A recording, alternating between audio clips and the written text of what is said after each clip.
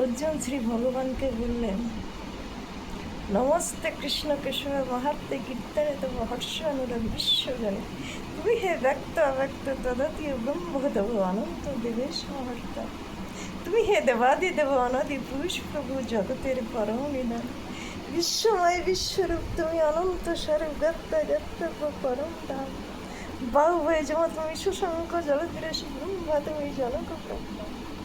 করিপদে নমস্কার সহস্রবার, সম্মুখে নমস্কার পশ্চাতে পুনর্বার, সর্বদিকে করি নমস্কার।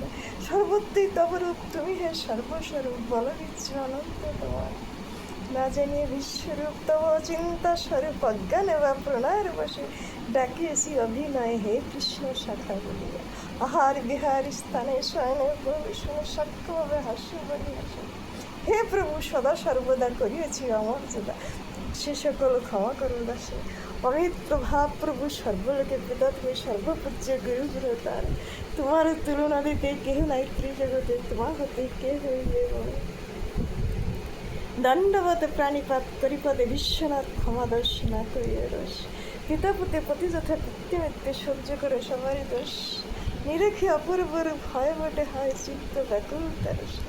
দেখাও প্রভু মূরতি দেবেশ প্রসন্ন হাট, কীট মস্তক ধারে গদচক্র চতুর্ভুজ মোহন মূরতি, সেই রূপ দেখিবারে পুণ্য প্রভু ইচ্ছে করে।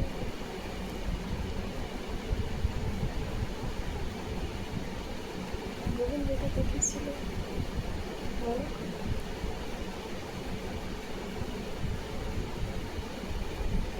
জয় রাধে জয় রাধে জয় রাধে জয় রাধে রাধে রাধে।